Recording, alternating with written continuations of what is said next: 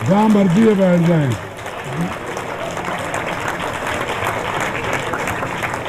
और एक और उनको जो इंटरव्यू करेगा वो हमारा एक जबरदस्त एक्टर, फिल्मों में भी काम किया है, फिल्में लिखी भी हैं और इसी हॉल में थिएटर करके सारी दुनिया में नाम कमाया है। Is a great showman, international awards host करता है और बुशरा के साथ उसकी बहुत इंटीमेसी भी है और सारी दुनिया में ये प्रोग्राम करते रहें। आपकी भरपूर तालियों में हमारा सुपरस्टार यासिर हुसैन।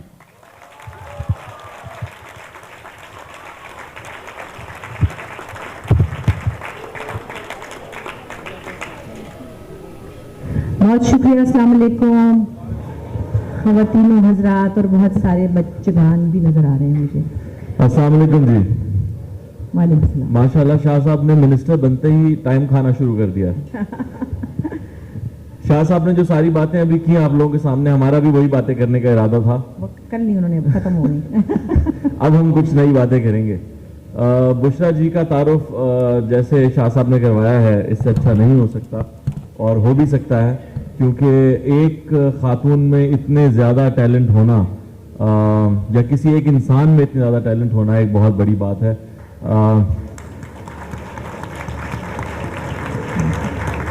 मतलब अगर आप इनकी फैमिली हिस्ट्री देखें तो इनके वालिद साहब, इनकी वालदा, इनकी बहनें और आगे आने वाली नस्लों में भांजियां, बेटी, दामाद के मामू, हर तरफ टैलेंट फैला हुआ है। मुझे लगता है इनका खानसामा भी कुछ लिखेगा तो वो ज़रूर रिसाले में छपने लायक होगा। हमें अगर मैंने बहुत सारे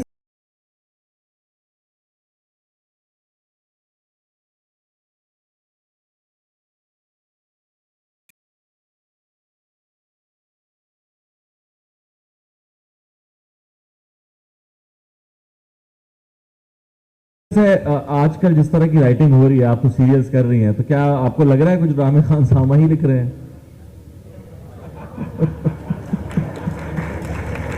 मेरा छोटा सा उसूल ये है कि जब तक मैं इस काम का हिस्सा हूँ, मैं इसको बहुत ज़्यादा ख्वार नहीं करना चाहती, थोड़ा सा चुभोना चाहती हूँ। यकीनन हम सब चाहते हैं कि काम की क्वालिटी बेहतर हो, लेकिन जब मिकदार इतनी हो, जब इतनी बहुतात में आपको माल चाहिए, तो क्वालिटी सफ़र कर रही है। लेकिन फिर भी आप देखें, अभी ग्रीन टीवी के 2-4 ड्रामों में ही पता चल गया कि अभी लोग अच्छा काम देखना चाहते हैं और उनकी समझ में आता है। हम उनको अंडररेट कर रहे हैं या उनको समझने में देर हो रही है। अल्लाह इतने टिकट भेज दिए इन्होंने, यहाँ तो लड़ाई पड़ गई है। मैंने तो आज सोचा था, कोई पता नहीं, अच्छा है जी। जी जिस तरह लोग जो है वो गौल के गौल आ रहे हैं, मुझे लग रहा है किसी ने डांस की अफवाह उड़ाई है। हाँ, आज मेरे पाँव में दर्द है। मुझे जी इतना अच्छा सेंस ऑफ ह्यूमर एक इंसान का कैसे हो सकता है? और खास तौर पे देखा जाता है कि अमूमन जितने स्टैंड अप कॉमेडियंस हैं वो अमूमन मर्द हजरात होते हैं और मज़ाक लिखने वाले भी ज्यादा अगर देखा जाए तो मर्द हजरात हैं। और एक खातून पूरी टेलीविजन इंडस्ट्री में ऐसी आई कि मिमिक्री से लेके और कॉमेडी, मतलब अभी मैंने बुशरा अंसारी से पीछे कहा, मैंने कहा मैम अंदर जाके ना जरा शुगर मेला करेंगे, तो कहती क्या करना है, मुंह से 7 अप के ढक्कन की आवाज निकालनी है। तो आप इनसे सीधा सवाल भी करें तो एक ऐसा जवाब आता है कि आप हंसने पे मजबूर हो जाते हैं। तो ये कैसे करती हैं आप? ये आमद पे ही चल रहा है सब कुछ? एक्चुअली ये क्या कहूँ कि सारे ख़ानदान में ये कॉमन बात है। हम लोगों के पास एक अल्लाह मियां ने लड़े नहीं यार, लड़े नहीं, गुस्सा आ गया, मैं तो डर गई। इसकी वीडियो भी आएगी भाई। अरे कुछ अच्छा, मिस नहीं होगा इस दुनिया में। तो ये जो है ना विट जिसे कहते हैं, ये बड़ी नेमत है और ये खुदा की देन है। और हमारी फैमिली में बहुत सारे ऐसे, मतलब मेरे रिश्ते, मेरी पुप्पी परवीन आतिफ जो खुद बड़ी 11-12 किताबों की दिखा रही थी, आप उनसे आधा घंटा बात करें तो पता चला ऐसा ऐसा जुमला आ रहा है। तो ये नेचुरल था। और जितने मेरे वालिद के कजन्स थे, कोई डॉक्टर थे, कोई फौजी थे, कोई कुछ थे, आप बैठे तो पेट ही पकड़ लेते। तो ये नेचुरली हम सब में है। और मुझे लगता है गुजरांवाले के पास जो गांव है ना मेरे अब्बा का, एमनाबाद, वो बड़ा चिस्कोरा गांव है। उसकी वजह से, हालांकि मैं रही नहीं वहाँ, लेकिन वो जबान में वो चीज़ें एमनाबाद से आई हैं। और पंजाबी जुगत समझना करना, सब म्यूजिक। पंजाबी जुगत से बेहतर ह्यूमर में मुझे नहीं नजर आता पाकिस्तान में। मैं कहती हूँ ना कि मुझे दुनिया में अगर कोई हंसा सकता है तो सिर्फ सुहेल अहमद हंसा सकता है। क्या बात है। मुझे, क्योंकि हमारा हंसना बड़ा मुश्किल होता है। अभी पिछले दिनों मैं मीम्स देख रहा था, तो पंजाबी मीम थी, एक लड़का अपने वालिद साहब से पूछता है कि अब्बा जी मेरी कितनी उम्र हो गई है, कहते ने पुत्र 25-26 साल, कहता फिर हूं मैंने विआह दो या मैंने वड्डा करके बेचना है। तो पंजाबी में आप अपने बाप से भी ऐसे बात करते हैं कि भाई आप अगर पंजाबी जुबान पे निकलेंगे तो हमारे 3 सेशन भी कम होंगे। कितनी मीठी और प्यारी जुबान है। पंजाबी के अंदर बड़ी अपनाइयत है। चाहे वो उसके फ्लेवर्स थोड़े मुख्तलिफ भी हों, चाहे वो जलंधरी पंजाबी हो, फैसलाबादी हो, लाहौरी हो, मुख्तलिफ किस्म के, लेकिन उसमें एक अजीब सी खिंच है जो कि जैसे हम बाहर जाते हैं तो हमें सरदार मिलते हैं ना, सरदार लोग मिलते हैं, फैन होते हैं, तो वो बस जरा सी पंजाबी बोलने के देर है कि वो ऊपर ही चढ़ जाते हैं सारे। मोहब्बत का एक इतना खुला एक्सप्रेशन है इस जुबान के अंदर। हर जुबान का अपना एक अलग फ्लेवर है, अलग टेम्परामेंट है, लेकिन पंजाबी जुबान तो मुझे लगता है, अब तो मैं देखती हूँ साउथ इंडियन फिल्मों में A.R. रहमान की फिल्मों में भी पंजाबी गाने होते हैं। बिल्कुल ऐसा तो ये देखिए ना कि जो वो उर्दू नहीं बोल सकता, हिंदी नहीं बोल सकता, वो पंजाबी गाने बना रहे हैं, बना भी रहे हैं और खुद गा भी रहे हैं, एक्सेंट भी अच्छा तो है। वो चीजें बहुत मेरे ख्याल है आपको समझ में आता है कि बड़ी अल्लाह ने स्ट्रेंथ दी है, लैंग्वेज की स्ट्रेंथ बहुत मजे की होती है। अच्छा बिशा जी, आप कॉमेडी तो करती रही हैं बहुत अच्छा, हमने देखा 50-50 से लेकर और आंगन टेढ़ा, उसके बाद बारात सीरीज तक और अब भी, लेकिन अभी आपने रिसेंटली एक स्टैंड अप कॉमेडी शो किया अपना, उसका कैसा एक्सपीरियंस रहा आपका? देखिए वो स्टैंड अप इसको मैं इसलिए नहीं कहती कि जो स्टैंड अप आजकल राइज है उसमें सब चीज़ों के नाम ले लिए जाते हैं, तमाम सामान्य तायुश का जिक्र आराम से कर लेते हैं सब लोग, तो वो मैंने जब देखा तो मैंने कहा नहीं, इसका नाम ये नहीं रखना हमें। खैर उसको आप स्टैंड अप ही कहते हैं, जब अकेले एक इंसान 1-1.5 घंटा लोगों से बगैर किसी स्क्रिप्ट के रोजाना बात करता हो और उनको हंसाने की कोशिश करता हूँ। एक्चुअली वो मुझे बहुत दिन से दावर महमूद कह रहे थे और मुझे नहीं लग रहा था कि लोग जमा हो सकेंगे या हालात ऐसे होते हैं वैसे होते हैं, बीच में वो सब रिजीम चेंज और मसले मसाइल, और मैंने कहा नहीं और हाँ, नहीं और हाँ। फिर एक बात उन्होंने ऐसी कही, the power is a very talented director, उन्होंने ये कहा कि अगर ये पाकिस्तान में कोई फीमेल कर सकती है तो आप कर सकती हैं, फिर इसको कभी कोई नहीं कर सकता। दूसरी, अगर आप कर लेंगी तो और भी शायद 4 लड़कियों को ये एक इंकरेजमेंट होगी। तो फिर यही था कि उसमें हमारे, क्योंकि मेरा पोर्टफोलियो नहीं है वो जिसमें कि ABCDF तक चली जाती है, मैंने कहा कि मुझे तो अपनी तरह का ही मैटर क्रिएट करना होगा। सो मैंने अपनी ही लाइफ से कुछ चीज़ें निकाल के, हमने 2-3 महीने बैठ के, पर मुख्तसर ये कि मैंने 1 से 1.5 घंटे एवरीडे 20 शो किए और लोगों को हंसते हुए देखा, शुक्र है। तो ठीक हो गया, बस एक मैंने अपने पर लगा लिया कि ये भी मैंने कर लिया। अच्छा, आपकी 2 साइड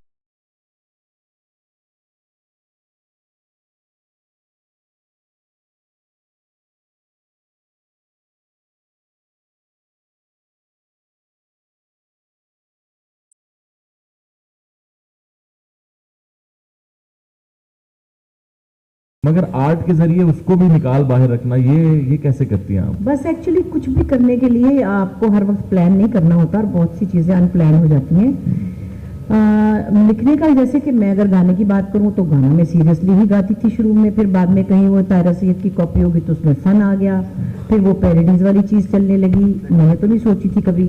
फिर मैं बीच में सेमी क्लासिकल गाने भी गाती थी, तो गाने में मैं तो अपनी तरफ से मैं आपको पता नहीं क्या ही समझ रही थी, मैं तो सीरियसली गा रही थी। वो मैंने फिर देखा कि भाई सीरियसली गाने के लिए आपको इतनी रियाजत करनी पड़ती है, जो वक्त देना पड़ता है वो मैं नहीं दे पाई, तो लिहाजा फिर दूसरी चीज़ें। खैर इसी तरह चलते चलते ड्रामाज में भी ये था कि मेरी एक लुक थी, यंग थी, तो चलो हीरोइन टाइप शक्ल होगी थोड़ी बहुत। हालांकि उस वक्त ही मैंने आंगन टेढ़ा किया था जब मैं 26 साल की थी ना, आई वॉज 26 जब मैंने आंगन टेढ़ा किया था। 2 साल पहले किया आपने? हाँ, 2 पिछले गर्मियों में पिछली।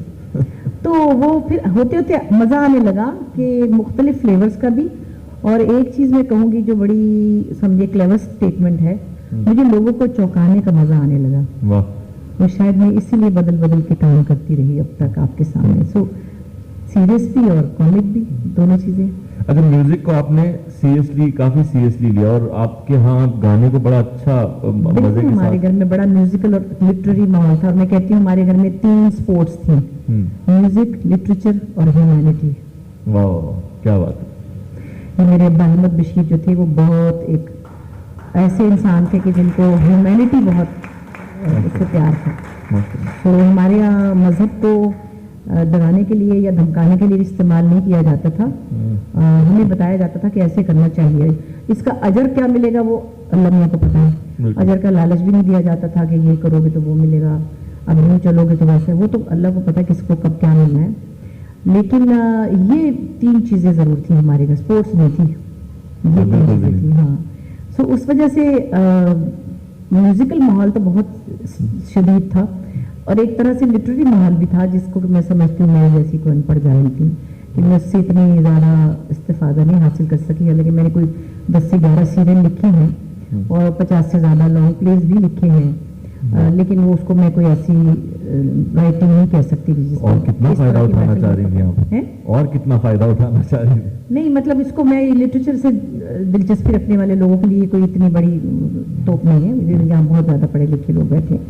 सो उसमें म्यूजिक ज़रा ज़्यादा रहा हमारी फैमिली में और अच्छा म्यूजिक सुना।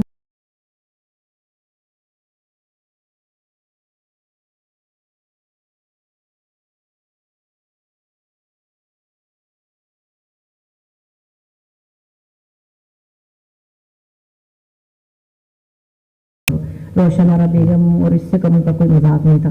एक दफ़ा सॉरी टू से, हालांकि हम सबके बड़े पसंदीदा हैं हबीब अली मोहम्मद साहब, तो उनका वो गाना आ रहा था कोई इस वक्त जो मशहूर था, हमने अपने अब्बास से मजाक करने की कोशिश की, वो अब्बा बड़ा अच्छा गाना है तुसी सुनो जरा।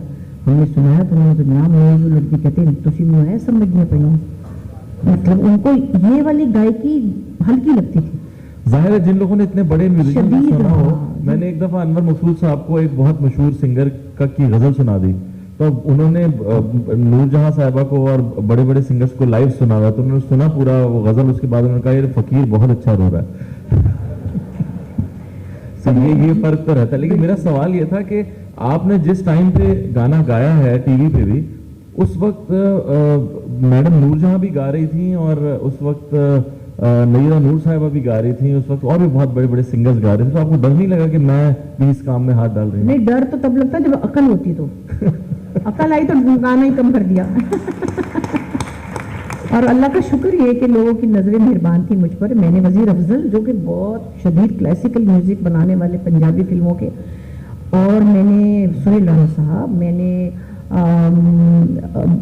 यहाँ पे जितने कंपोजर थे, मुजाहिद हुसैन साहब, न्याज साहब, करीम शहाबुद्दीन, सारे बड़े कंपोजर्स के साथ मैंने मतलब बाकायदा ही गाया है, बाकायदा ही। और मैं मुड़ के देखती तो मैं समझती हूँ उनकी बड़ी मेहरबानी थी। बल्कि एक मजे की बात आपको बताऊँ, उस्ताद नज़र हुसैन जिनको कि हम बहुत मानते हैं और बहुत मुश्किल गायकी है उनके, बड़े खूबसूरत उनका जो भी स्टाइल है वो आसान नहीं है उनको गाना। मैडम की बहुत सी गज़लें उन्होंने बनाई। तो मैं लाहौर गई, लाहौर टेलीविजन पे एक दफ़ा, तो हमारे दोस्त हैं अयूब खावर, शायर भी हैं बहुत अच्छे,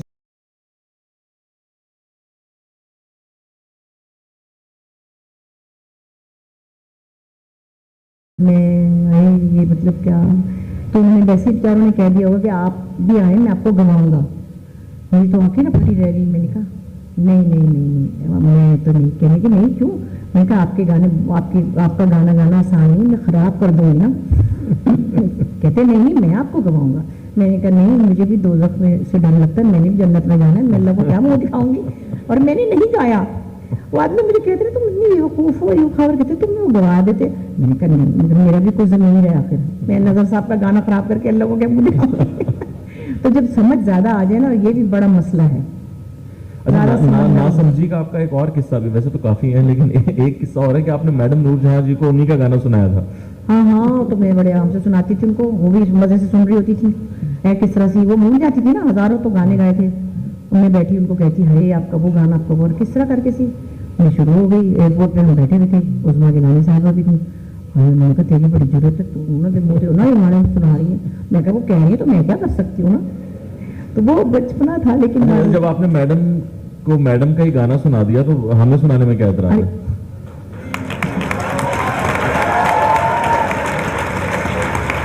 मैडम के गाने तो इतने बेशुमार और इतने खूबसूरत हैं कि मतलब क्या क्या गाएं, और बैठे बैठे पता नहीं क्या क्या दिमाग में आता है। वैसे तो लोगों को कॉमनली उनके गाने याद है, सही होने मेरा माही या लुडे जमालो टाइप के हैं। हमको थोड़े टेढ़े गाने पसंद नहीं, क्या करें, वो भी अच्छे थे लेकिन वो जरा ज्यादा मशहूर टाइप है ना। तो मैं भी कल वल सोच रही थी, गाना बड़ा प्यारा था और शायरी क्या कमाल थी, पाकिस्तानी मैं आपसे ये कहूँगी प्लीज़ पाकिस्तानी म्यूजिक सुने, यंग लोगों से कहूँगी खुदा की कसम बहुत अच्छा म्यूजिक था। बहुत और शायरी थी कि आप सोच नहीं सकते कि फिल्मी शायरी इतनी गहराई के साथ कि हमने सुनाया नहीं अपने बच्चों को ना, इसलिए उनको क्या पता। खैर छोटा सा सुनाती हूँ।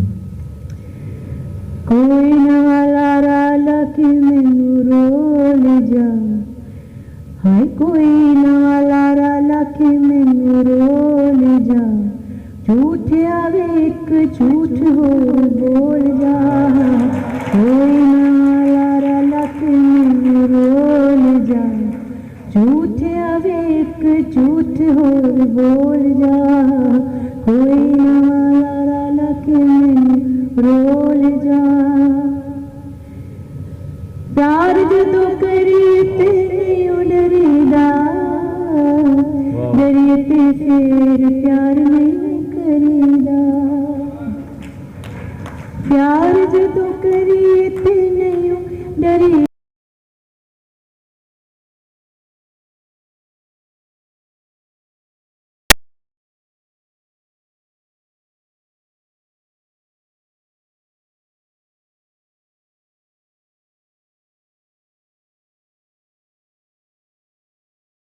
झूठ हो बोल जा, कोई ना लारा लके मन रोल जा।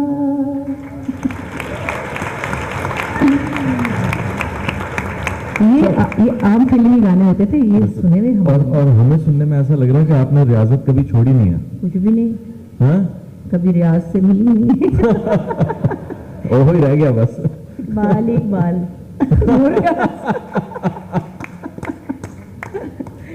जी। माशाल्लाह, मैं कहता हूँ अल्लामा इकबाल से इतना इंस्पायर कोई नहीं हुआ। बहुत हो गए, शुक्र है टाइम पे अल्लाह मेरे को प्यारे हो गए। अभी कोई इरादा है आपका म्यूजिक से जुड़ने का, कोई एल्बम का, कोई गजल का? एक्चुअली मैंने कहा एल्बम का लोग पूछते थे ना, जब जिस जमाने में रिवाज था एल्बम लोग निकालते थे, बिकती थी कैसेट से, ये वो मुझे कोई कहता था आपकी एल्बम आ रही है, मैंने कहा मेरी एल्बम है, मैं तस्वीरें देख के वापस रख देती हूँ। क्योंकि मेरा ये बड़ा फर्म बिलीफ था हमेशा से, अभी भी है। जब तक मेरा गाना इस काबिल नहीं है कि कोई अपनी गाड़ी में सुन के पागल हो रहा हो, मैंने नहीं एल्बम बनानी। गाने गाती हूँ, अभी भी मैंने 2 गाने गाए, बड़े मजे के रूम का गाया पाकिस्तानी फिल्म का ही, तो वो मेरा दिल चाहता है तो मैं 2-3 गाने रिकॉर्ड, मेरे 50 के गाने मेरे पास हैं रिकॉर्डेड, लेकिन मैं अपने आप को अभी उस जगह नहीं देखती कि जो आप गाना मतलब बस बनाना कोई स्टैंडर्ड है। आप जी जी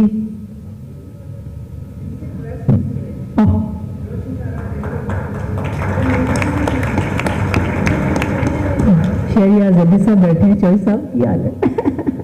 तो म्यूजिक के इतने बड़े गुरु हैं, नैयरा के हस्बैंड होने के साथ साथ ये पूरा इन्होंने म्यूजिक दिया हुआ है, तो शहरी भाई के सामने तो एक बंदिश थी जो कि खैर रोशन वाला की तो बहुत ही और चीज़ है, वो इस तरह मैं नहीं सुना सकती। राग देश में थी, अनवर साहब की बड़ी फेवरेट है जी। वो हमने अपनी अम्मी से याद की थी। हमारी अम्मी कोई गाने वाने नहीं थी, जैसे आपको साफ बता दूं, मतलब इसमें कोई बुरी बात नहीं है, लेकिन मेरे फादर को चूंकि बहुत म्यूजिक का क्रेज था, उनकी बीवी की आवाज़ अच्छी थी, उन्होंने अपनी बीवी के लिए घर में उस्ताद रख के उनको क्लासिकल सिखाया। वाह। ये है, और उन्होंने उन्हीं की फिल्म में 2-3 गाने गाए थे, फिर अम्मी नहीं गाती थी, जाहिर है हाउस वाइफ थी, तो उनसे कुछ चीज़ें याद की हुई थी, जो एक छोटी सी मैं नूर की फरमाइश पे है। पानी ज़ाया देखिए, पानी की बोतल, मैं एक छोटी सी बात कहूँगी, जब पानी पीते हैं ना हम लोग कहीं काम पे, तो आधी बोतल फेंक देते हैं। मैंने उसको कहा मुझे वही बोतल देना, मेरा पानी ज़ाया ना हो जाए, वाह। इसका ख्याल रखना है हमें। है अच्छा, मेरे पे चला गया वो, ये तो अच्छी वाली शक्ल थी। बादर रे उमड़ घूमड़ बरसन लागे, बेजोरी चमक जिया जरा, बादर रे उमड़ घूमड़ बरसन लागे, बेजोरी चमक जिया जरा,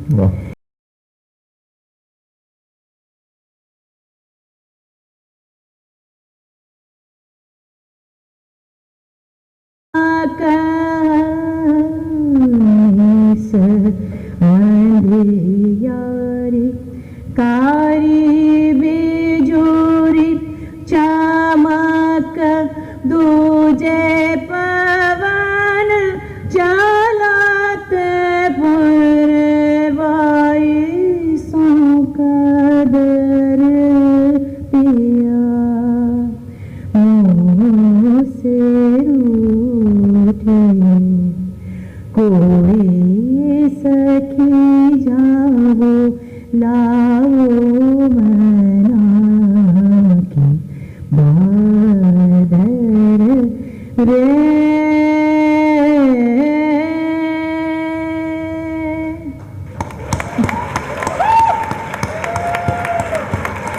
This is Bushra Ansari, ladies and gentlemen. Bushra जी, आपको इंडियन फिल्मों से भी ऑफर आई थी? हाँ, जब जवान थी तो तब तो ना आई। तो इस बुक में आप अभी भी नहीं कर रही थी? जब नौजवान हुई तो आई। नहीं, एक्चुअली नहीं आई। तो उस जमाने में हमारी इतनी रिच भी नहीं थी और हम इतने कनेक्टेड नहीं थे जितने अब हैं। जैसे अब हर वक्त हर सोशल मीडिया की वजह से वो एक एक प्ले, एक एक चीज़ उनके। हमें एक दोस्त है बहुत प्यारी और वो राइटर भी है, उन्होंने फिल्में भी लिखी है। नसीम मुकरी साहब थे, पुरानी कॉमेडियन, उनकी बेटी है। वो ऐसे मेरे से रोज डिस्कस करती जैसे मैं ड्रामा देखती हूँ ना, यार ये कुमार में ऐसे फलाने ने बाल लंबे कर लिए, यार फलानी ने। मैंने कहा अल्लाह, मैंने तो नहीं देखा, कौन सा वो जो तुम्हारे बस से खुशबू पता नहीं वो है। मैंने कहा मैं नहीं इतने ड्रामे देखती हूँ। खैर, कहने की बात है कि तब हम इतने कनेक्टेड नहीं थे। कुछ उनके पास VHS जाते थे, जैसे रूप किनारे और आयन टेढ़ा और जो भी तन्हाई वगैरह, तो 4-7 ड्रामे थे। तो इतना ऐसा उस वक्त था नहीं। अभी कुछ साल पहले मुझे अक्षय कुमार की मम्मी का रोल ऑफर हुआ था और किसी ने मुझसे मिलकर कहा कि है। मैंने कहा कोई बात नहीं, घंटे का फर्क ही होगा, चलो मैं ही छोटी होंगी। वो बड़ा प्यारा लगता है मुझे, वेरी एक बहुत डिसिप्लिन आदमी लगता है। खैर एनीवे, तो होने लगा। मैं और सवेरा नदीम दोनों जा रहे थे, मतलब जा रहे थे क्या, बातें हो रही थी। तो हमको दुबई में कोई कॉन्ट्रैक्ट साइन करना था, तो पुलवामा हो गया, उन्होंने खुद ही पटाखा छोड़ दिया। बुशरा जी, पॉलिटिक्स में आने का कोई इरादा कभी था या अब है? मेरी जिंदगी में चैन और करार की पहले ही बड़ी कमी है तो है। और सच्ची बात है कि उसकी मुझे ऑफर्स हुई थी 2 दफा पीपल्स पार्टी से हुई थी, मेरे अब्बा की जिंदगी में भी, फिर एक और साहब के जरिए भी, फिर MKM से भी हुई थी। मैंने उनका इंटरव्यू किया था ना साफ हुसैन साहब का, तो तब भी। लेकिन मुझे लगा कि मेरे जो 100-150 फैन है ना, 75 इधर हो जाएंगे तो 75 उधर हो जाएंगे।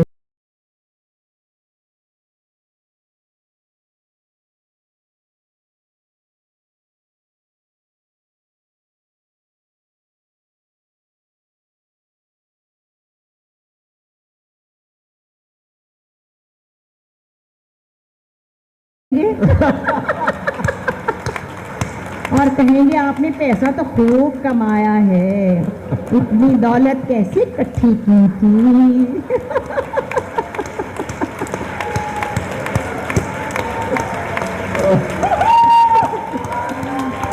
देखा ना, तो मुराद साहब तो डांसरों से पूछ लेते, तो मेरे से तो सबसे पहले पूछ लेते। हालांकि डांसरों का सबको पता कि कैसे बनाया उन्होंने, सिवाय इनके। मगर फिर जाहिर है, फिर उनके बेडरूम में कुर्सी पे बैठने का मजा ही कुछ और है। वो खुद बिस्तर पे चढ़ी हुई थी और मजाल जो उनको कहा आप भी मेरे साथ वाले तकिए पे बैठ गए।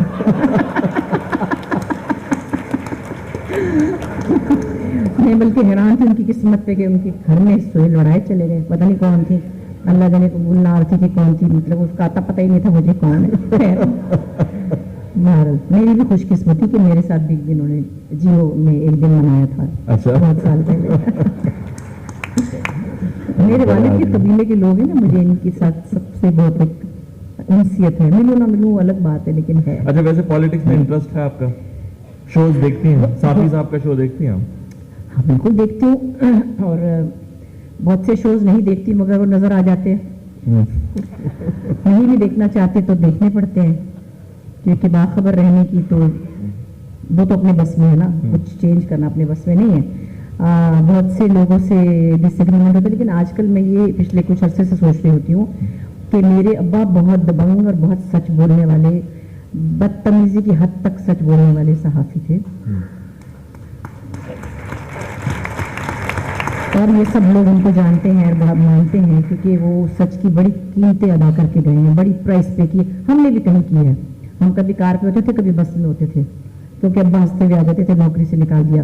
ये चैनल थोड़ी थे उस वक्त, अखबारों में लिखने वाले सहाफियों की तो वो हालात नहीं थे ना, लेकिन वो अपने उसूलों पे, अपने आदर्श पे टिके रहते थे। उनको कोई नहीं हिला सकता था, ना उनसे कोई इंटरव्यू करवाता था, ना उनसे कोई जबरदस्ती का सॉफ्टवेयर अपडेट करवा सकता था। मजे से बस में चढ़ के वो आ जाते थे और कान पे पेंसिल लगाई होती थी।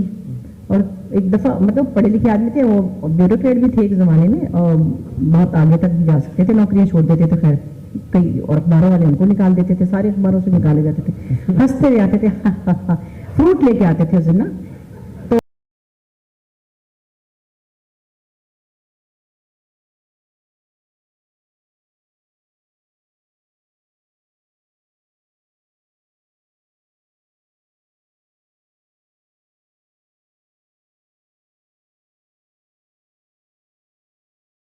अच्छा फिर की करिए। अब अजीब सी थे, वैसे अजीब से थे, कह देते थे वो हमारे घर चोरी हो गई थी इस्लामाबाद में। अब्बा उस वक्त थे ग्रेड 22 के अफसर थे, डायरेक्टर जनरल थे स्टेट फिल्म अथॉरिटी के। तो लाहौर वाले घर में हम थे, तो वहाँ पे मेरे छोटे बहन भाई थे, तो रात को वो सो रहे थे, तो डाकू आए तो उन सामान लूट के ले गए। अब अब्बा को पता चल गया, अम्मी से कह रहे हैं उन्हें अंडा खा ले, उन्हें खा ले, नाश्ते बिच आज परोठा खा ले, फलाना कर ले, और लेके अम्मी चंगी तरह खा पी ले। उन्हें की होया नहीं, कुछ नहीं होया। तो मैं क्या गाजरा बड़ी अच्छी हैं, मतलब खिला रहे उनको ना। कहते कोई नहीं, साढ़े घर उत्थे चोरी हो गई, चोर पेंसिल भी नहीं छड़ के गए, बच्चे तेरे बच गए ने, परेशान हो गई।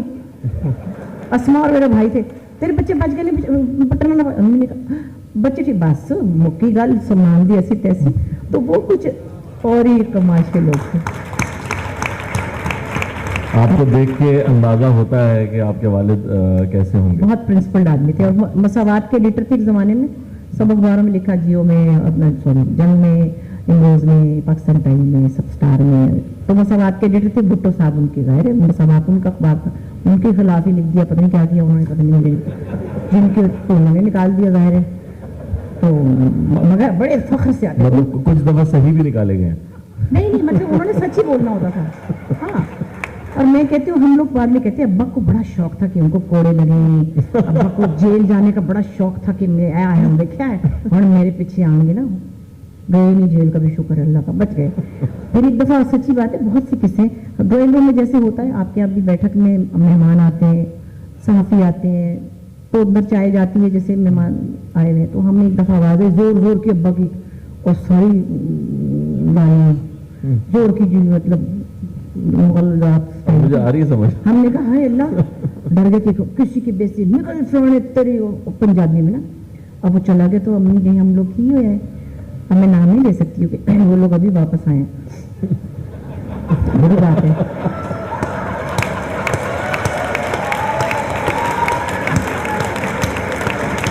उनकी तबीयत भी ठीक नहीं रहती, मैं ऐसी बातें नहीं करती किसी की तबीयत पे।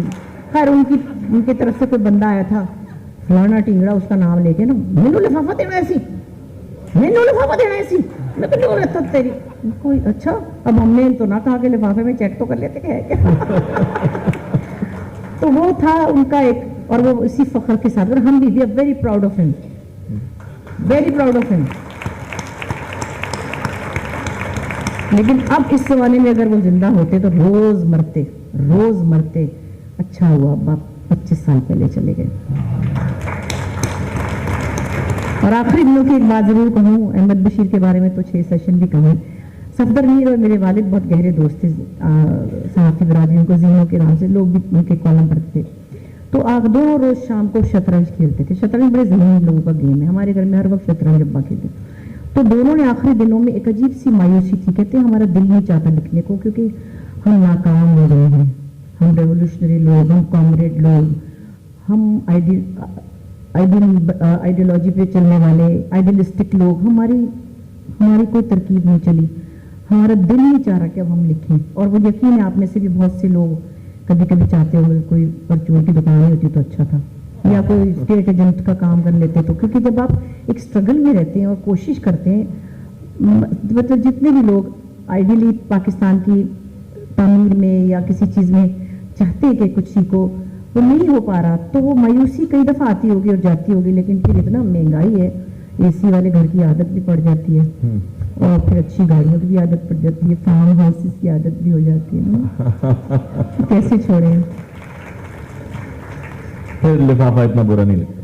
नहीं, अब लिफाफे का मैं नहीं कह रही, तनख्वाहें अच्छी है ना, लिफाफे का तो अल्लाह ही जाने किसको मिलता है किसको नहीं, और कितना। बेसिकली अब इनकी सैलरीज बहुत अच्छी हो गई हैं, इनकी पेरोल पे जिनके साथ भी लोग, तो वो सहाफत जो उस वक्त की थी, जो पेंसिल लगा के कागज लिखने वाले सहाफी थे, उनकी और स्ट्रगल थी। अब सहाफियों की, अब तो उनके जान के लाले, अल्लाह में सबको खैरियत से रखे, खतरनाक काम करते हैं। अच्छा बुशरा जी, फैंस के बारे में बात करें, अगर आपने दोनों टाइम के फैंस देखे हैं, आज सोशल मीडिया तीनों के टाइम के, छोटे बच्चे भी हैं मेरे पास। अच्छा नहीं, लेकिन टाइम्स की बात कर रहा हूँ कि उस वक्त के फैंस और थे जब पीटीवी पे आप काम कर रही थी, और आज के फैंस और हैं। आज सोशल मीडिया के फैंस हैं, उस वक्त सोशल मीडिया के नहीं थे, ऑटोग्राफ वाले फैंस थे, आज सेल्फी वाले फैन हैं। तो क्या फर्क नजर आ रहा है आपको लोगों में? देखिए, फैंस तो फैंस होते हैं अगर प्यार करें, लेकिन जो लोग एक्चुअली इतनी रीच नहीं थी पहले लोगों की, हमसे क्या सब आर्टिस्टों से दूर होते थे, या इतना इंटरेक्शन नहीं होता था, अब ज्यादा होने लगा वो सोशल मीडिया की वजह से।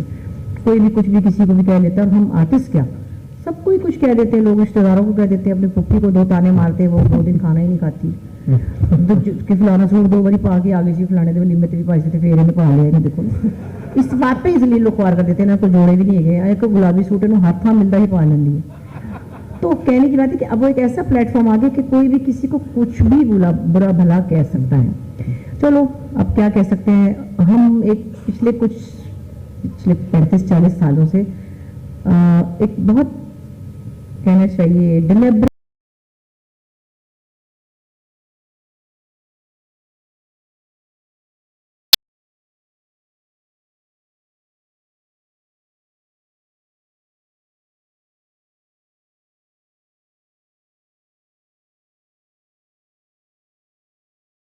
के जरिए या जो हमारे चैनल्स पे होते हैं, उसके बावजूद एक मोटी सी और छोटी सी बात है कि किसी की गिबत में दिल आजारी, ये तो इतना बड़ा गुनाह है कि आपकी सारी वो प्रैक्टिस और वो सारे मसले मसाइल, इतने बजे ये पढ़ना, इतने बजे वो करना, वो तो एक तरफ रख देंगे अल्लाह मियाँ।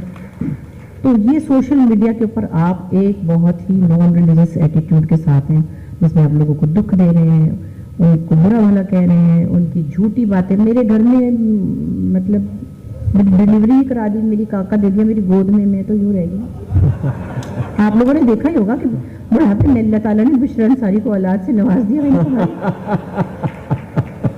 और मेरी ग्रैंड डॉटर मेरी गोद में वो है, उसकी तस्वीर लगा दी। चलो भाई, तो ये कौन लोग हैं यार, ये फैन नहीं है। तो जब आप शूट वगैरह पे जाती हैं तो उसका ध्यान कौन रखता है? किसका ध्यान? बच्चे का। अगर इस तरह का बच्चा हो तो वो तो दौड़ के चला जाएगा बाहर खेलने। तो मतलब कहने का ये कि झूठ और गिबत और ये सब चीजें सबके लिए, लेकिन ओवरऑल फैंस का प्यार बहुत ही प्रेशियस होता है, और बहुत सारी चीजों से आप गुजर जाते हैं, बहुत सारे मसले आप इग्नोर भी करते हैं, बहुत सी तकलीफों से आप गुजरते हैं। हमारी जनरेशन की बात है, ताकि फैंस को बुरा ना लगे, वो इमेज जो उन्होंने बनाया हुआ है, शायद मैंने इसकी वजह से बहुत सारा वक्त एक सिचुएशन को दे दिया, क्योंकि मुझे ये था कि ये क्या कहेंगे, वो क्या कहेंगे, चलो कोई बात नहीं, ऐसे ठीक है। तो ये बहुत से लोग ऐसे मैनेज करते हैं, मगर ओवरऑल काम को अप्रिशिएट करना और प्यार से देखना और तस्वीरें खिंचाना, मोहब्बत से नजर डालना, ये एक बहुत बड़ी दौलत है, और हम बहुत शुक्रगुजार हैं अपने फैंस के।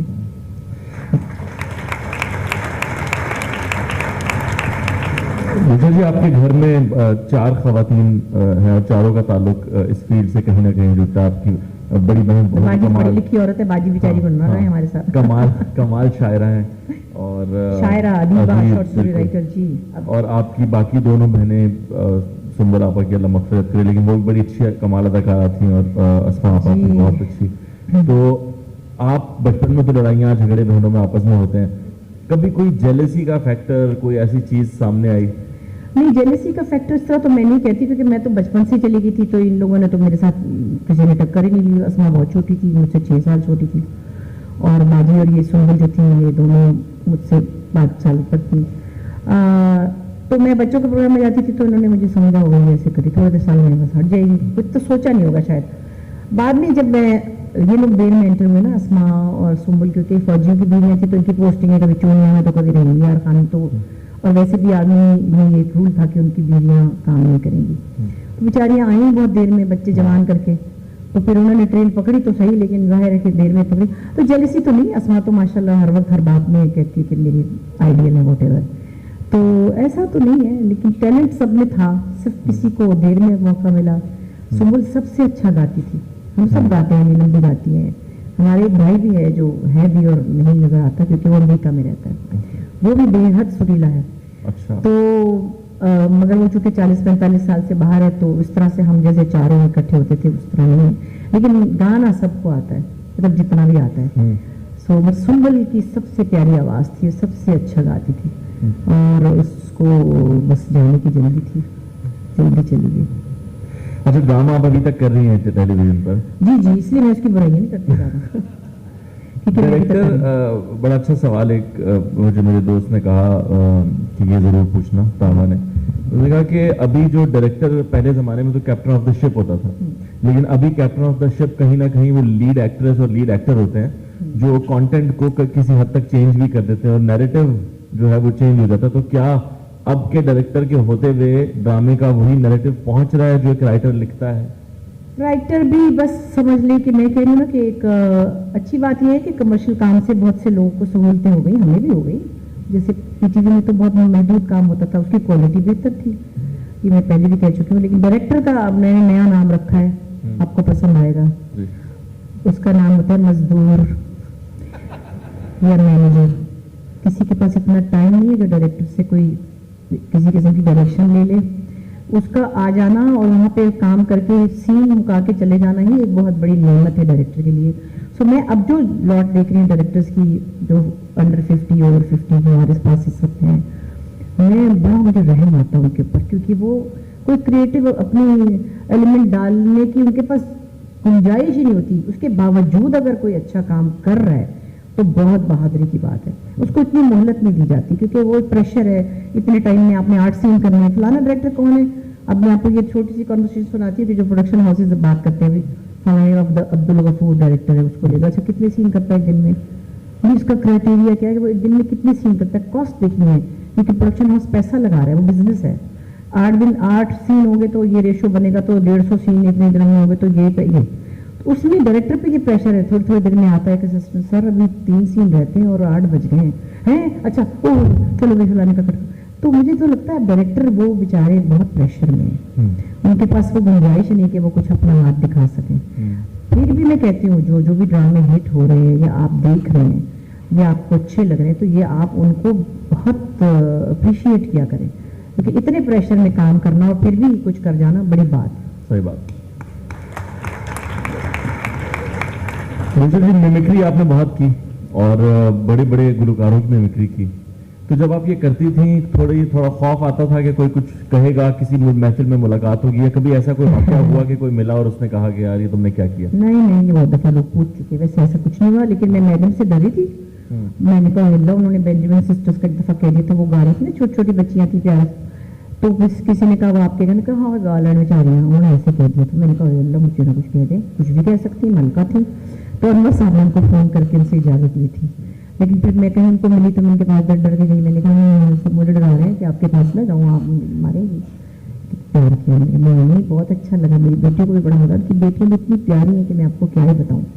फिर वो तभी मेरे से हर जगह बैठ के करवा देती है। अच्छा किस तरह का किसी दास, अब मैंने कहा अल्लाह यहाँ तो नहीं कर सकती। मोहम्मद अली साहब से बैठी थे, हम कहीं जा रहे थे किसी बड़े फंक्शन में, अली देखना ये क्या करती है, चल करके दिखा, तो वो इजाजत दी। अलबत्ता मुसरत नज़ीर मेरी रिश्ते में चच्ची भी लगती है, डॉक्टर साहब जो उनके हस्बैंड है वो मेरे अब्बा के सगे खालाजाद भाई हैं। म्यूजिक तो पहुंचता है ना, साइकियाट्रिस्ट थे वो, लेकिन तबला बजाते थे बेहतरीन। तो और अपनी बीवी को भी उन्होंने गवाया बहुत अच्छा। तो मुसरत आंटी कुछ दिनों के लिए थोड़ी सी ना कोल्ड हो गई थी, तब वो लाहौर में रहती थी जब मैंने लॉन्ग गवाचा गया था। मेरी फूफी की बेटी की शादी में भी नहीं आई, तो कुछ उन्होंने कहा नहीं, लेकिन थोड़ा सा पीछे हो गए, ठीक हो गए बाद में। अच्छा। ऐसा कुछ नहीं हुआ। बाकी आपने और भी काफी, तायरा से मेरी बहुत दोस्ती है, तायरा मेरा बहुत प्यार है, वो तो बड़ी खुश थी। बल्कि हम जाते थे शौकत खानम के फंडरेजर्स करने, तो कभी कभी लोग आके कहते थे इनके सामने इनकी नकल करें, वो तो बुरा मान जाएंगी, तो फिर आप 2000 पाउंड देंगे ना अस्पताल के लिए, फिर मैं ये रिस्क ले लूंगी। और हम आपस में मिले होते थे, तो कहते ठीक है। उनको मजा आता था शरारत करने का। हम 2000 पाउंड में वो आइटम सुना देते थे। हमें खत्म हो गया, पर्ची आ गई, चलो अस्सलाम वालेकुम में हमारे भी पैसे पूरे हो गए इनके। नहीं बुशरा जी, आखिरी 1-2 सवाल हैं, उसके बाद मैं चाहूंगा कि आप बोर लोगों से तो 2-2 घंटे बातें करते हैं। नहीं एक्चुअली जहाँ जो सॉरी आपकी बात कर रही यहाँ जब लोग आते हैं एक माहौल में बैठते हैं, चाहे वो इकोनॉमिक्स पे बात कर रहे हो, चाहे वो लिटरेचर पे कर रहे हो, चाहे वो कव्वाली की सिंफ हो, तो वो अभी तो गहराई में जाने ही लगते हैं, इतने में आपका टाइम खत्म हो जाता है। बिल्कुल ऐसा ही है। और उनको कहाँ मौका मिलता है रोज रोज ये महफिलें देखने का, और ये तो खास तौर पे सजाई जाती है। हम तो हर चैनल में बक बक कर रहे होते हैं, हमारा क्या है, फिर आ जाएंगे। नहीं होना चाहिए, अगली दफा से हम कोशिश करेंगे कि 2 घंटे का एक प्रोग्राम हो ताकि वो गहराई तक वाकई पहुंचा जा सके। मुझे जी फिल्म इंडस्ट्री के बारे में थोड़ा सा बता दीजिए। और फिल्म इंडस्ट्री के लिए हाँ कि अभी फिल्म इंडस्ट्री का क्या हाल है, आपने भी कुछ एक आध फिल्म की है, ये जो उसके बाद हमारी आप हाँ जी बिल्कुल। फिल्म इंडस्ट्री और सुना है गवर्नमेंट ने कोई एक फंड भी अनाउंस कर रही है। हाँ वो एक अच्छी 1 बात अरब है, रुपए वो का। मैं बहुत अप्रिशिएट करती हूँ। अब इसमें किसी पार्टी का मैं नाम नहीं लेती, क्योंकि एक इंसान ने बहुत अच्छा काम किया है जिसका नाम था मरियम औरंगजेब, और उन्होंने नदीम नानीवाला ने, सुल्ताना ने, और उनके साथ एक लंबी एक पूरी टीम थी जो फिल्म को रिबेट्स दी हैं, इक्विपमेंट को टैक्स फ्री कर दिया है, कस्टम फ्री कर दिया है, आर्टिस्टों के लिए ग्रांट्स हैं, उनके लिए एकेडमीज, बहुत सारी अच्छी चीज़ें हुई हैं। सो हम इसको अप्रिशिएट करते हैं जो कुछ किया जा रहा है। सिनेमाज को भी बहुत सारी प्रिविलेजेस, मुझे इतनी एग्जैक्टली याद है, लेकिन एक लंबी लिस्ट थी, मैं बड़ी खुश हो गई। खासतौर पे नए स्टूडेंट्स को, आर्टिस्ट को ग्रांट मिलेगी, उनके लिए तो ये सब चीज़ें। और मैंने ये बात पूछी, मैंने कहा आपकी कुर्सी तो हिल रही है, परसों 1:45 बजे तक नहीं होगी, तो ये तो उन्होंने कहा मैं आपा ये लॉ बन गया है, इसको आके इसका बिल पास हुआ, इसकी कोई हुकूमत आए इसको नहीं ला सकते, तो ये अच्छी बात है। दूसरी हमारी फिल्म इंडस्ट्री जो पिछले कुछ सालों में हम लोग कोशिशें कर रहे हैं, हमारे यंग लोग एडवर्टाइजर्स भी बना रहे हैं, हमारे टेलीविजन के ड्रामा के लोग भी बना रहे हैं, अच्छी एफर्ट कर रहे हैं। लेकिन मैं फिर भी एक जुमला कहूँगी कि अभी हमारी फिल्म जो है वो टेलीविजन का एक अच्छा वाला टेली ड्रामा ही बना रही है, वहाँ तक नहीं पहुँच रहे हम, क्योंकि हमारे दिमागों में स्टैंडर्ड, क्योंकि नेटफ्लिक्स हर किसी के पास है, आपके पास इंडिया की इंडस्ट्री भी है, उनके पास फिल्म की बड़ी ताकत है, उनका बजट बहुत बड़ा है, वो बहुत बड़ी मार्केट है। हम बेचारे बिल्कुल मिलने से नर्सरी लेवल पे कोशिशें कर रहे हैं, और अच्छी बात है कि आप लोग देखने भी जाते हैं, लेकिन अभी हम उसको किसी लेवल पे किसी कंपटीशन नहीं ला सकते। हाँ, सरमत की जैसे फिल्में जाती है फेस्टिवल में, जिनमें कोई इशू बेस्ड बात होती है, और जब उनको कोई ऑनर मिलता है तो हम बहुत फख्र फील करते हैं। We are very proud of him. Bushra ji मुझे भी मिला इंटरनेशनल अवार्ड, ऐसी बात नहीं, है? मेरी फिल्म भी गई थी जावेद इकबाल। कौन सी वाली थी? हाँ, मेरा नहीं था, हम लोग आपको सरमत याद है। नहीं मुझे क्या पता, मुझे बताया ही नहीं ना। सॉरी, बताएं ना, बताएं जल्दी बुशरा से। जी नहीं वो उसकी क्या बात है, लेकिन मैं कहता हूँ कि एक आखिरी बात तो आपसे करेंगे कि आखिरी मैसेज, लेकिन उससे पहले वो एक गाना गजल अरे की भैया। लुत्फ वो इश्क में पाए, वो क्या था वो वही कैसे था? वही कहाँ हाथ मारा, देखो तो जरा नजर हुसैन। मेरा ख्याल टाइम नहीं हो गया, बाहर वो खड़ी है पार्टी में। नहीं इतना टाइम है हमारे पास। लुत्फ वो इश्क में पाए कि जी जानता है, रंज ऐसे उठाए कि जी जानता है, जी जानता है। लुत्फ वो इश्क में पाए कि जी जानता है, रंज भी ऐसे उठाए कि जी जानता है, जी जानता है। लुत्फ वो इश्क में पाए हैं।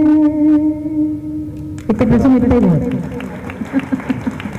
नहीं, वक्त कम है। और आपको एक छोटी सी बात बताऊं जो एक बड़ी टेक्निकल है। मुझे महनाज ने एक दफा कहा कि जब गाना होता है उससे पहले बातें नहीं करते, क्योंकि बोल बोल की आवाज़ ही होती है तो वो ट्यून नहीं होती, और ये सिंगर्स को पता ही होता है।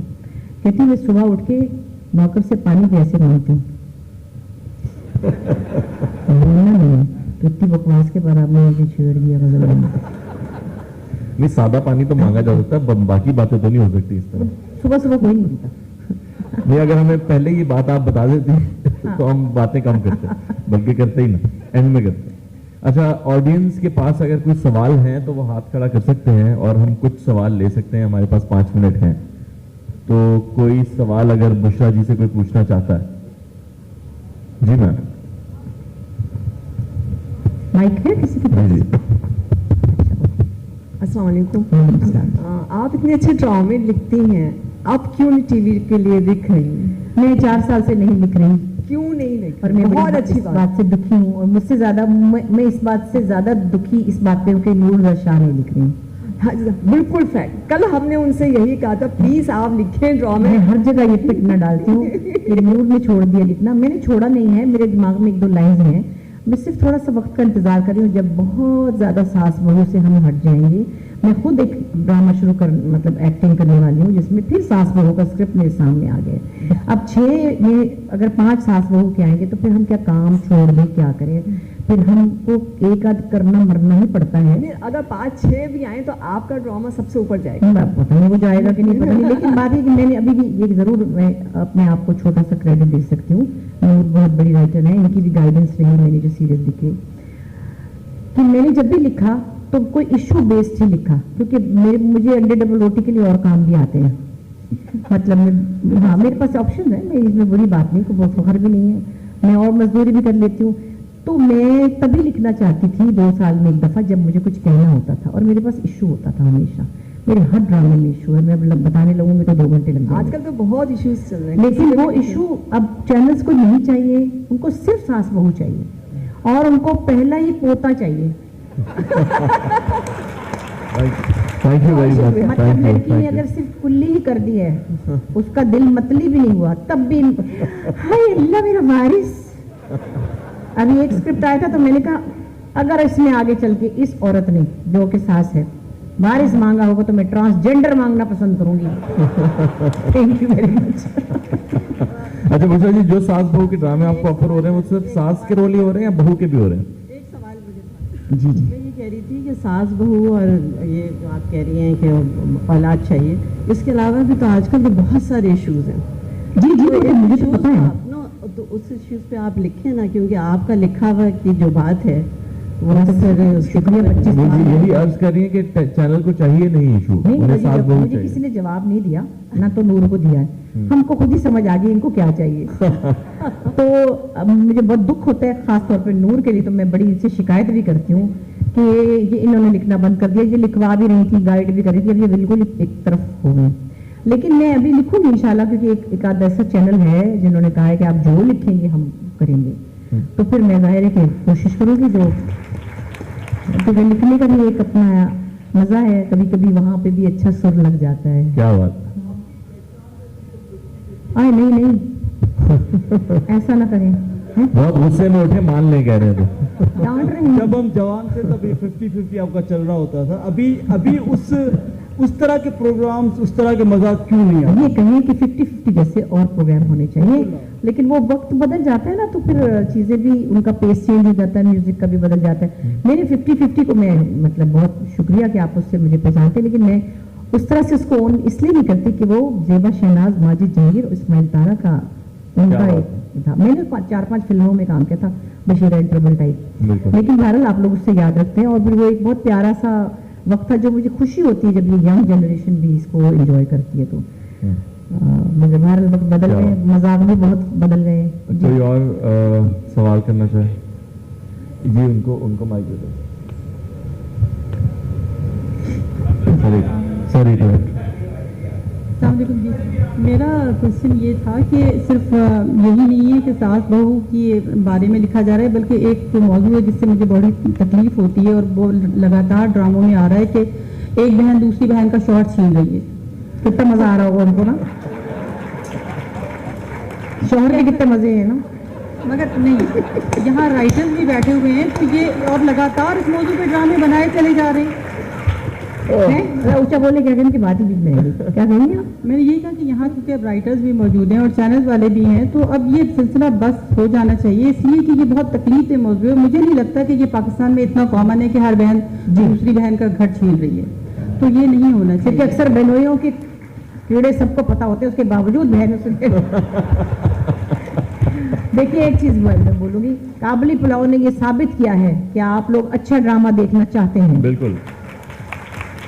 तो ये आप लोगों के ऊपर जो इल्जाम है ना कि लोग वही देखना चाहते हैं, उस इल्जाम को आप ही ने ठीक करना है, और अभी आप लोगों ने साबित किया है काबली पुलाव देखकर। तो मुझे उम्मीद है कि ऐसी और चीजें भी होंगी। एक नौजवान यहाँ से सवाल पूछना चाहते थे जी, आपकी आवाज वैसे आ जाएगी।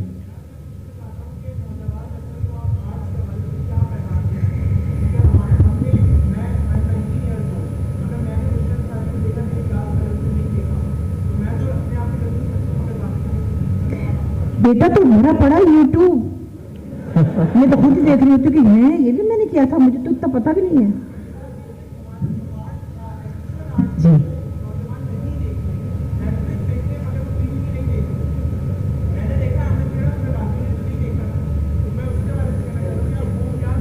बेटा मैसेज कर रहे, अपनी अपनी चॉइस है, अब इतनी ज्यादा चॉइसेस हैं, अगर उनको नहीं देखना तो मैं क्या कह सकती हूँ। जैसे अभी उन्होंने पहले भी कहा था कि हमारा म्यूजिक सुने, वो बहुत अच्छा हमारा म्यूजिक म्यूजिक सुने कि अभी, बल्कि बीच में जरूरी बात है, हमने जब पाकिस्तान आइडल किया था तो मैं भी उसमें वन ऑफ द जजेस थी, और मैं हैरान थी कि जितने बच्चे आ रहे थे, कोई 3-4 हजार बच्चे आए थे, उनमें से किसी ने रूना लैला को नहीं गाया, किसी ने नैरा को नहीं गाया।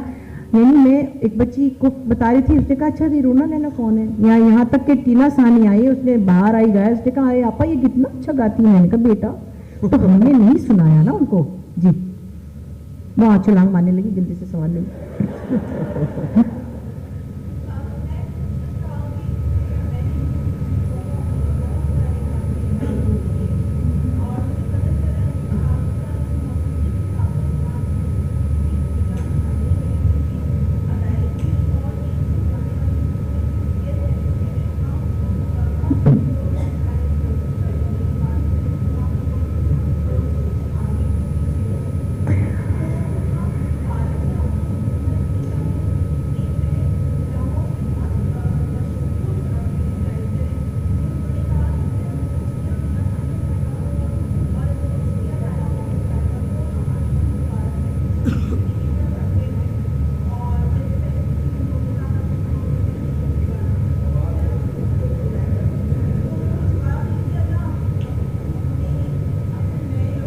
ठीक है, वो भी समझ में आता है, बिल्कुल बिल्कुल। वगैरह तो बहुत साल पहले छोड़ दिया था।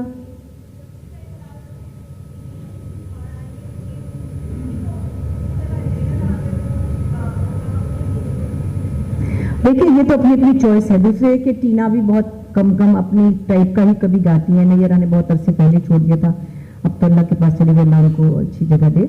लेकिन वक्त बदलते हैं, अब वो ही म्यूजिक हो सकता है, लेकिन नए बच्चे करें ना, उनके ही गाने कवर करें ना। अब तो हर वक्त इंस्टाग्राम पे बच्चे गा रहे हैं, क्यों नहीं गाते, जा अपनी हसरतों पे आंसू बहा के सो जा, कितना प्यारा गाना था। अच्छा बिल्कुल, लोग लेकिन उसका मजाक अभी उड़ाते गा रहे हैं, हैं उसकी शायरी पे मर मिटती हूँ। बुशरा जी, बहुत बहुत लोग हैं जो अब कवर्स कर रहे हैं, बट कभी कभी सैडनेस ये भी होती है कि वो कवर से पता नहीं चलता और लोग ओरिजिनल कवर के बाद सुन लेते हैं, मगर उन्हें बहुत सारे लोग क्रेडिट भी नहीं देते कि ये हमने कवर आप किया। देखें, मैं तो इंडिया की इस मामले में तारीफ करूँ, वहाँ के यंग बच्चों को मैं देखती हूँ। हमारी मैडम नूरजहां की गजलें, आज जाने की जिद न करो तो ए.आर. रहमान ने खुद भी गाया हुआ है, सोहेल साहब ने मुझे भेजा था, और वो हमारी इन गजलों को, फरीदा खानम साहिबा की गजलें, वो सब उनके यंग लोग गा रहे हैं। आप लोग क्यों नहीं गा रहे अपने ही म्यूजिक को?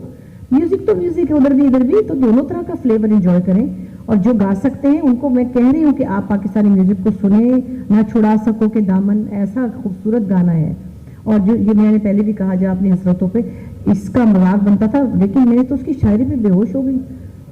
उस बेवफा का शहर है और हम हैं दोस्तों, क्या शायरी थी। यानी फिल्मी कमर्शियल गाने थे, मगर आप शायरी का मयार देखें तो आप लोग ध्यान दें, उधर गाएं, उनको याद करें। मुझे जी बहुत मजा आता है जब भी आपसे मिलते हैं। और सॉरी टाइम खत्म हो गया सर। हाँ सर, गलत हो गया ये, आप फिर भी पूछ लीजिए।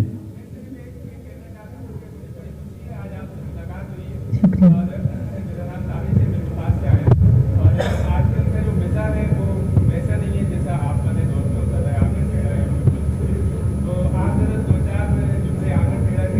नहीं, वो तो मुझे याद नहीं है, और इस वक्त तरह से thank you very much sir, thank you very much. Time ऊपर हो गया है और नेक्स्ट सेशन का वक्त आ गया है। बहुत बहुत शुक्रिया बुशरा जी, आपसे जब मुलाकात होती है, जब बात होती है, बहुत अच्छा लगता है।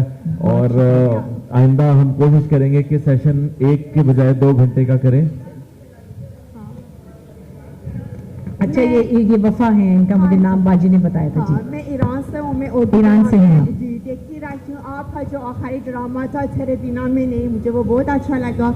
जैसा मैंने देखा है उर्दू ड्रामों में बहुत अच्छी उर्दू बोली जाती है। मैं अपने स्टूडेंट्स को बताती हूँ, अच्छी उर्दू सीखना है, आप उर्दू ड्रामे देखें जो पाकिस्तान में बनते हैं। मेरा एक सवाल है कि यह ऐसे ही मुकाले में लिखे होते हैं, आपके पास आ जाते हैं, या आप खुद भी कोशिश करते हैं कि अच्छी उर्दू बोलें? लिखे हुए होते थे ना, वो वक्त चला गया है। अब हमें खुद भी बहुत कुछ ऐड करना पड़ता है, हाँ, वो स्क्रिप्ट बहुत नहीं कुछ रहेगा। ठीक करना पड़ता है। जी जी जी, थैंक यू बहुत वेरी मच बुशरा जी, बहुत बहुत शुक्रिया आपका।